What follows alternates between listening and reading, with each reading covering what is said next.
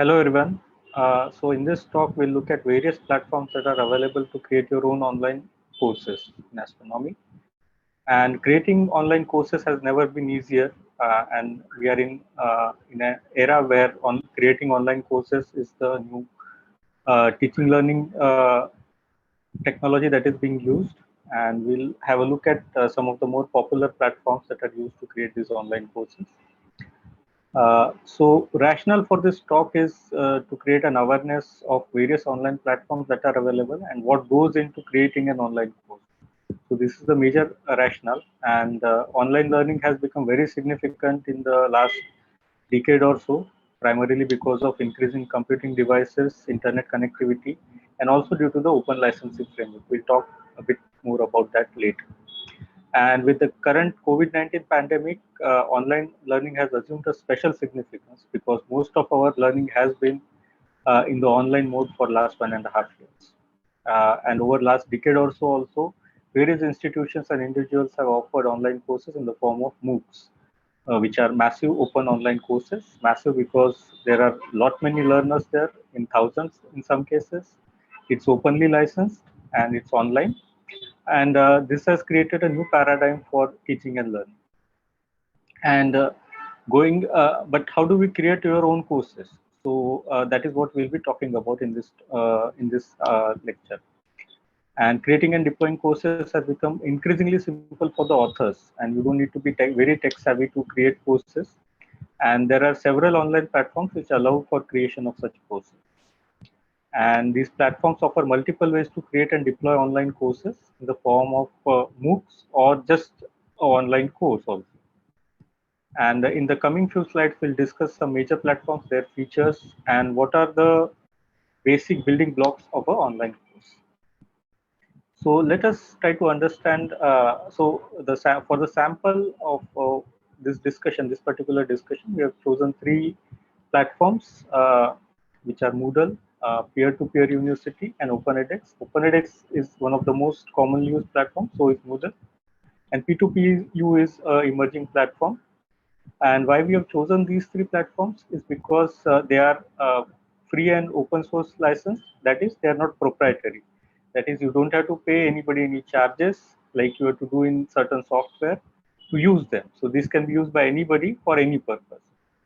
And they have wide usage and are customizable to your requirements. They can be also self-managed, and there is a certain support available if you run into any difficulties for these three platforms. And so what does an online course looks like? So basically the online course has two parts. One is the course designer, which is called as studio sometimes, and a student interface.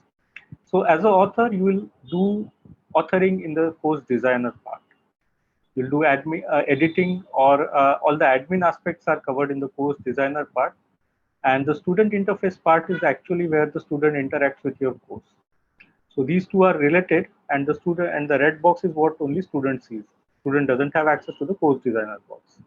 So all the discussions, assignments, feedback, self-analytics of the students are covered in the student interface, whereas staff has has more access as they are staff. And there are three categories of users in any online course. One is the admin. It is the admin is responsible for creating the course platform per se, or deploying the course platform, or installing the course platform. And the staff usually are the teachers who are authors of the course or who are teaching that particular course. So they will have access to certain categories of the course. For example, they can edit or add new chapters to their course, or add assessments, or add assignments, or grade assignments. And finally, the learners or the students. So students will have the least access to the course, but they are the most important part in the course. So with this particular basic structure being there, we look at the designer aspect also, and the student interface aspects also, and some of the other aspects of authoring and analytics as well. What are the features? So the first feature is the learner interface. This is something that you see when you actually are taking an online course, and it is the course content is seen by the user or the learner in the learner interface. and it can have various types of course content such as videos or HTML, and it can also lead to discussions as some form of assessments and analytics. So this is the part which the student sees, and this is coming from the authoring that you have done as a part of the studio. In case of authoring, in case of authoring, so what are the features that are available for authors, and what is the type of content that can be possibly added to an online course?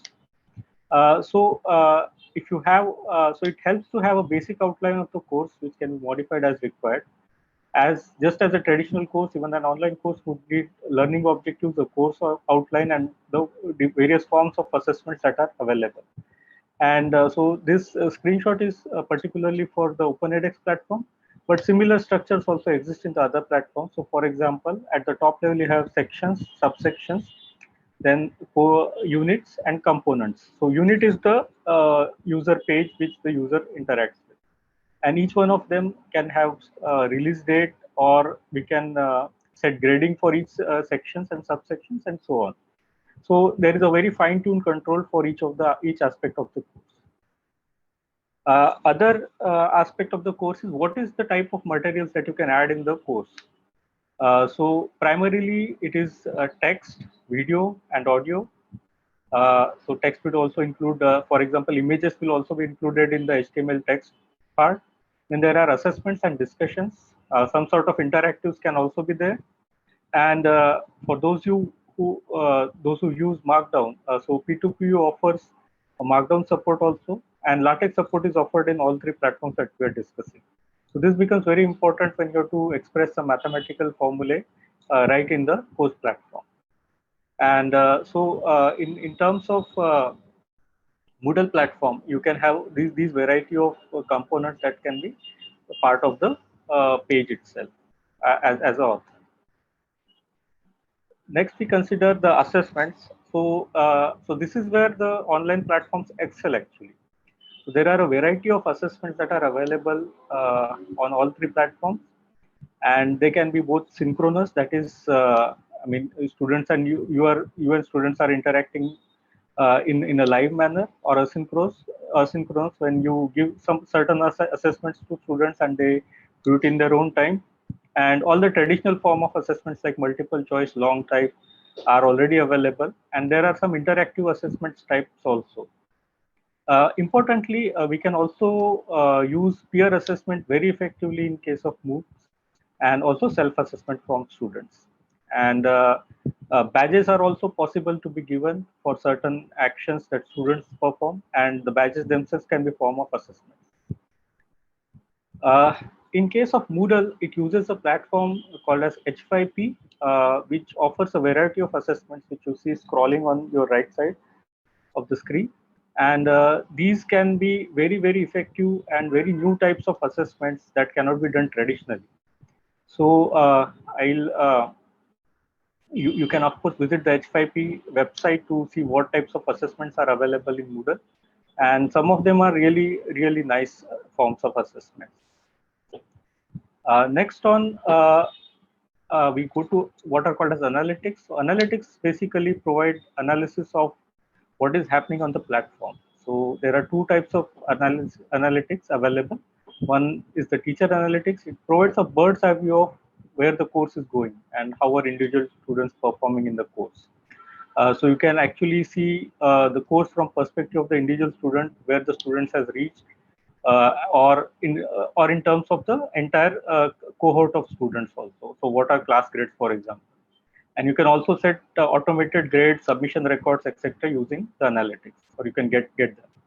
In case of student analytics, it provides an insight into the course landscape for the student. So it will tell students, for example, how many sections you have completed, how many sections are remaining, what are the assignments you have given, how you have scored in the assessments and all that. So screenshot below, in this case, the green ticks would indicate that these are the modules that students have completed, and the remaining are still pending.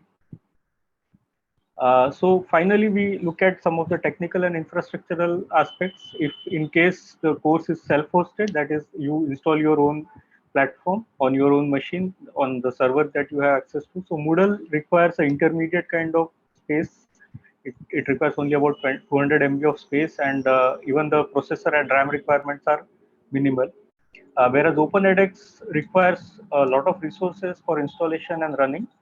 And Course in a Box, which is the GitHub, which is the P2P model, it runs via GitHub. So or it can run. So it has a very minimal requirement. So finally, I would like to touch upon what are called as open educational resources and licensing, which we had talked about earlier. So for example, when you open a general book, just after the title page of the book, you'll see something like copyright and no part of this publication may be reproduced or something similar to that, along similar lines. So in contrast to that, the open educational resources allow people to copy and use the content with certain conditions. So, and you don't need to take permission from the author or publisher for that. And such educational resources which are released with certain licenses are called as open educational resources. So the most commonly seen OER would be Wikipedia. So all content in Wikipedia is released with a certain license of Creative Commons, and hence you can use it in any other open educational resource material. So, and a lot of effort has been put forward by various institutions, including UNESCO, to create such open educational resources and repositories across the world. I mean, there are lot of OER resource repositories across the world which have some fantastic resources. And so what does it mean to release a content with open license? It allows for more access. Anybody can access your resources. And also because of the remix clause, content can be reused to build other resources. Several astronomical image and data repositories already exist and are available as OERs. IU's own AstroEdu site has peer-reviewed science education activities, which are again released by under a Creative Commons license. So, in conclusion, what I would say is that creating an online course has never been easier. Multiple platforms are available which allow one to create and disseminate content to worldwide learners. Platforms can be customized for our specific needs and are flexible as the resources that are available. So, for example, if you have resources to host your own platforms, own servers, then that is the option. Otherwise, there are many companies which will host the platform for you, and you just need to author the courses there. And there are several alternatives, as we have seen. We have just seen 3, but there are many other alternatives which are with a variety of features. And online courses also need planning just like a traditional course, but you can update it and it's more dynamic in nature because of various assessments and other live feedback that is present there. And once a course is created, it can be reused. So I'm using reused here in a multiple manner. There's an intended pun there that you can yourself reuse your course as well as somebody else who needs some material from your course, they can also reuse that if it is released under a open license. And variety, just like I talked, variety of assessments and live discussions are possible, and this creates a very different type of pedagogy, which is also called as open educational practices, which are only possible with open educational resources. The analytics on the platform allow both learners and mentors to understand the progress of how the learning is going, and same content can be used for different cohorts by different people. And by different people, by that I mean somebody else can also use the course material that you have built. And in addition to this, several relevant OERs exist which can help you create your course by using, adapting, and remixing them, so that you don't create your courses from the scratch. And finally, the licensing is very important.